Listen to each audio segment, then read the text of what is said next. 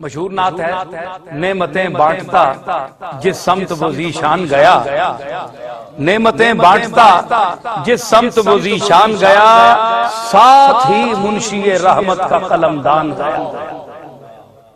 تین مصرے دیکھیے، یہ وہ سچ ہے کہ جسے ایک جہاں مان گیا، یہ وہ سچ ہے کہ جسے ایک جہاں مان گیا، در پہ آیا جو گدا بن کے وہ سلطان گیا۔ یہ وہ سچ ہے کہ جسے ایک جہاں مان گیا، در پہ آیا جو گدا بن کے وہ سلطان گیا۔ ان کے انداز نوازش کے میں قربان گیا، اس کے انداز نوازش کے میں قربان گیا، نعمتیں بانٹتا جس سمت وہ ذیشان گیا، ساتھ ہی منشی رحمت کا قلمدان گیا۔ دیکھیں آپ نے رب دیکھا، ماشاءاللہ مولانا مفتی سلیمان صاحب بھی تشریف فرمایا، حافظ صاحب بھی، اور یہ بہت ذوق سے سن رہے ہیں اور میرا رب دیکھ رہے ہیں کہ فرماتے ہیں کہ لے خبر جلد کہ اوروں کی طرف دھیان گیا، لے خبر جلد کہ اوروں کی طرف دھیان گیا، میرے مولا میرے آقا تیرے قربان گیا۔ دیکھا بے ساختگی، مصرع ثانی میں بے ساختگی دیکھی، تو فرماتے ہیں کہ لے خبر جلد کہ اوروں کی طرف، یہ اوروں سے کیا مراد ہے؟ اور تو نہیں شاید سمجھے گے، آپ سمجھ جائیں گے کہ اور کون ہے۔ کچھ خاص لوگ سمجھ جائیں گے کہ حضرت فاضل نے بریلوی نے اوروں کی طرف کیا مطلب، اور کون ہے؟ ارے یہی تو ہیں، اور کون ہے؟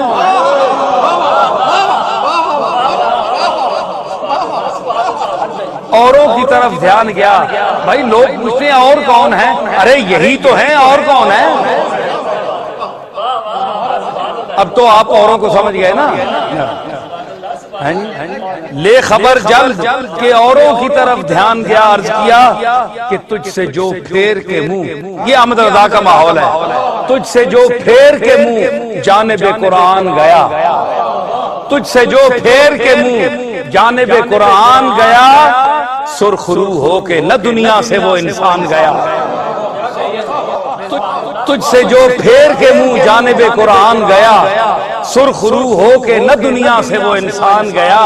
ارے کتنے گستاخ بنے، کتنوں کا ایمان گیا، لے خبر جلد کہ اوروں کی طرف دھیان گیا، میرے مولا میرے آقا تیرے قربان گیا۔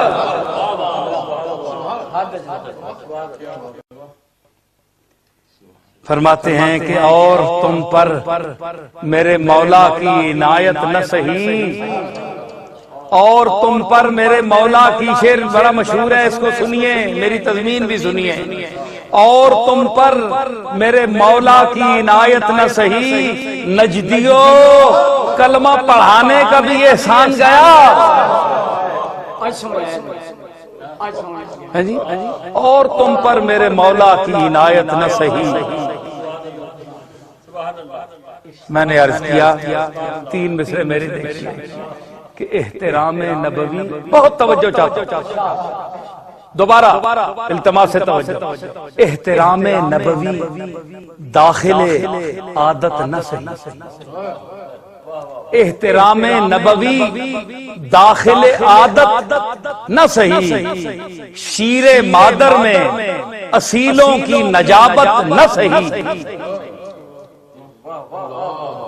شیر مادر میں اصیلوں کی نجابت نہ سہی، گھر میں آداب رسالت کی روایت نہ سہی، گھر میں آداب رسالت کی روایت نہ سہی، اور تم پر میرے مولا کی عنایت نہ سہی، نجدیو کلمہ پڑھانے کا بھی احسان گیا۔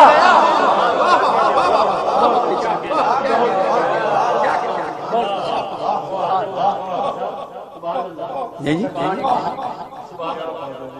دوبارہ پیش کرتا ہوں کہ احترام نبوی، دیکھیں ہماری تو ہم تو کلمہ گو ہیں، صرف کلمہ گو نہیں ہے بلکہ حضور کا احترام ہماری بحمداللہ عادتوں میں داخل ہے، عادات میں داخل ہے، ہمارے خمیر میں داخل ہے جی۔ تو میں اس کا رد کر رہا ہوں کہ جن کی عادت میں نہیں داخل، کہ احترام نبوی داخل عادت نہ صحیح، شیر مادر میں اصیلوں کی نجابت، ماں کی دودھ کی تاثیر ہوتی ہے، حضور نے فرمایا ہے ماں کی دودھ کی تاثیر ہوتی ہے بچے کے، جیسے ماں کی سیرت ہو، ننھیال جیسی ہو، اس کی عادتیں بچوں میں آتی ہیں۔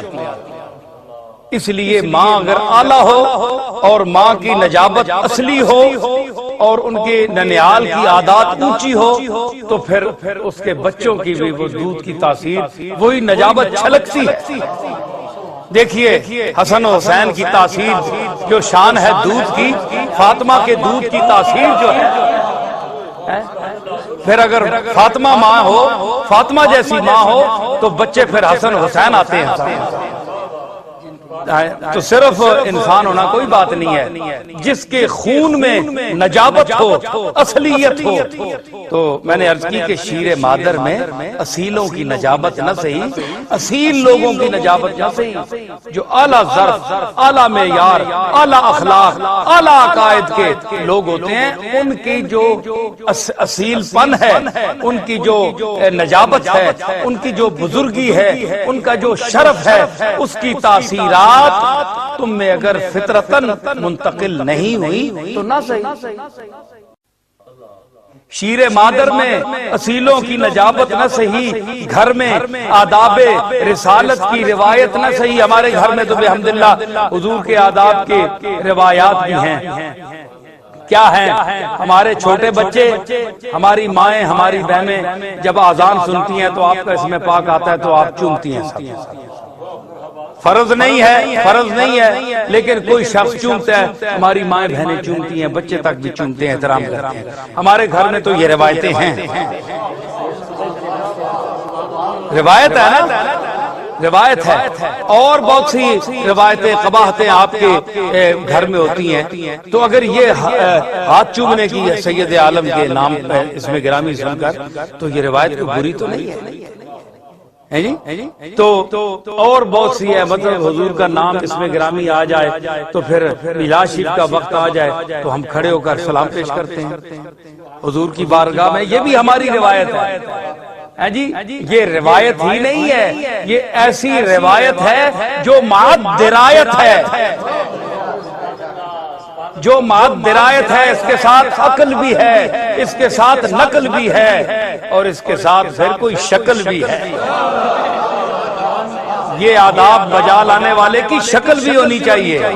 جی ہاں، تو میں نے عرض کیا کہ گھر میں آداب رسالت کی روایت نہ صحیح۔ اب تین چیزیں میں نے پیش کی، چوتھی حضرت فاضل بریلوی کی کہ اے نجدیو احترام نبوی داخل عادت نہ صحیح، شیر مادر میں اصیلوں کی نجابت نہ صحیح، گھر میں آداب رسالت کی روایت نہ صحیح۔ اور اب مولانا اور تم پر میرے مولا کی عنایت نہ صحیح۔ ارے نجدیو کلمہ پڑھانے کا بھی احسان گیا،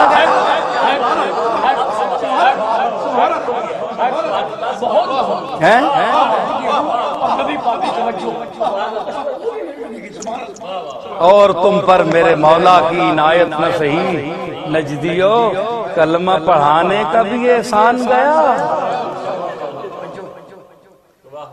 دل و جاں فرماتے ہیں مقطع میں، دل و جاں ہوش و خرد سب تو مدینے پہنچے، تم نہیں چلتے رضا، سارا تو سامان گیا۔ عرض کیا ہے کہ بام مقصد پہ تمناؤں کے زینے پہنچے، لبے ساحل پہ نصیر ان کے سفینے پہنچے، جن کو خدمت میں بلایا تھا نبی نے پہنچے، جن کو خدمت میں بلایا تھا نبی نے پہنچے، جان و دل ہوش و خرد سب تو مدینے پہنچے، تم نہیں چلتے رضا، ارے سارا تو سامان گیا۔ حضرات گفتگو کو سمیٹتا ہوں مقصد یہ آپ نے دیکھ لیا کہ نعت کہنا کس سلیقے سے ہوتا ہے، اور پھر ایک وہ نعت گوئی ہے جس کو آج کل ہمارے نعت خان پڑھتے ہیں، تو اس میں یہ احمد رضا والا رنگ نہیں ہوتا ان نعتوں میں۔ کیوں کہ یہ عام لوگ ہیں کہنے والے۔ آج کل جو نعتیں پڑھی جاتی ہیں نا، یہ احمد رضا صاحب کے مقابلے میں بہت کم درجے کے لوگ ہیں۔ وہ علم نہیں، وہ بصیرت نہیں، وہ رفت نہیں فکر کی، وہ لوگ سامنے نہیں، وہ مقاصد عالیہ سامنے نہیں، اس لیے ان کی وہ نعتیں ہوتی ہیں جو عام لوگ سمجھ جاتے ہیں۔ احمد رضا کی نعت کے لیے خاص ذہن چاہیے، خاص دماغ چاہیے، خاص علم چاہیے، فنون میں مہارت تامہ چاہیے، تب شعر سمجھ آتا ہے۔ اور پھر دیکھیں، دنداں کا نعت خواہ ہوں ناپایاب ہوگی آپ، فاضل بریلوی صدقے جائیے، کیا سبحان اللہ شعر کا ہے جی۔ میں ایک شاعر ہو کر کہہ رہا ہوں، بڑا مشکل ہوتا ہے، ہم لوگ جلتے ہیں ایک دوسرے سے، لیکن جب احمد رضا کو میں دیکھتا ہوں تو بے ساختہ داد دینے پر جی چاہتا۔ تو فرماتے ہیں، دیکھیں مولانا فرماتے ہیں حضرت فاضل بریلوی کہ دنداں کا نعت خواہ ہوں نہ پایاب ہوگی آپ، دنداں کا نعت خواہ ہوں نہ پایاب ہوگی آپ، ارے ندی گئے میرے آبے گوہر کی۔ اس شعر کو سمجھنے کے لیے بہت سا علم چاہیے، زبان چاہیے، رفت فکر چاہیے کہ احمد رضا نے محاورہ کیا استعمال کیا اور مراد کیا لیا اور کہا کیا۔ اور اگلا شعر دیکھیے، اگلا، اس دفعہ میں حاضر ہوا تو میرا جی چاہا کہ میں ٹوٹ کر ان کی قبر کا بوسہ لوں، اور اس لیے کہ یہ شعر کہنے والا ہے۔ اور دنیا عورتوں سے اپنی اپنی پسند کا ہوتا ہے، لیکن جس انداز میں اس شخص نے اس کیفیت کو باندھا ہے، اللہ کی قسم میں نہیں باندھ اللہ کے میں اچھا والا شاعر۔ میں عرض کرتا ہوں، فاضل صاحب بریلوی فرماتے ہیں، کیا سبحان اللہ، سبحان اللہ، ماہ مدینہ اپنی تجلی عطا کرے، ماہ مدینہ اپنی تجلی عطا کرے، یہ ڈھلتی چاندنی تو پہر دو پہر کی ہے۔ یہ کون زبان استعمال کرے گا؟ کون آدمی ہے اس وقت ہندوستان میں؟ پورا ہندوستان بھرا پڑا ہے، زبان جاننے سے کچھ نہیں ہوتا، تو سب لوگ جو ہیں اہل زبان ہے، ہر شخص کے منہ میں زبان ہے، یوں تو گدھا بھی اہل زبان ہے، اس کی بھی زبان بھی ہوتی ہے، اہل زبان زبان والا، ہر چیز زبان والی ہے، لیکن زبان پر آتا کیا ہے؟ جو دل میں ہوتا ہے، اور دل میں کچھ ہو تو زبان پر آتا ہے۔ جب دل ہی خالی ہو تو احمد رضا کا دل محبت اور عشق رسول سے بھرا ہوا، وہ سمندر ہے جب نکلتا ہے جی، جس سمت آ گئے اور سکے بٹھا دیے۔ تو یہ میں کوئی ان کی کوئی خوشامد نہیں کر رہا، بلکہ میں یہ کہا کرتا ہوں کہ وہ احمد رضا ہیں جن کا حضرت پیران پیر شیخ عبد القادر جیلانی، غوث اعظم جیلانی کی بارگاہ سے والہانہ عقیدت ہے، گویا بلفظ دیگر یہ میرے جد امجد حضرت غوث پاک کے ایک ادنا غلام ہیں، تو میں غوث پاک کے ایک غلام کی تعریف کر رہا ہوں۔ دوسرے کہیے کہ احمد رضا غوث پاک حضرت شیخ عبد القادر جیلانی کا ایک غلام ہے، میں اس غلام کی تعریف کر رہا ہوں، اور جب غلام کا یہ مقام بیان کر رہا ہوں تو آقا کا مقام کیا ہوگا؟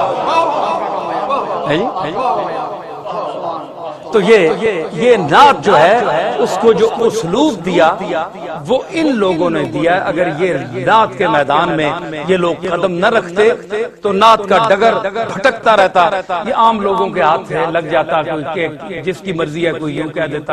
اس لیے نعت کہنا بہت مشکل ہے۔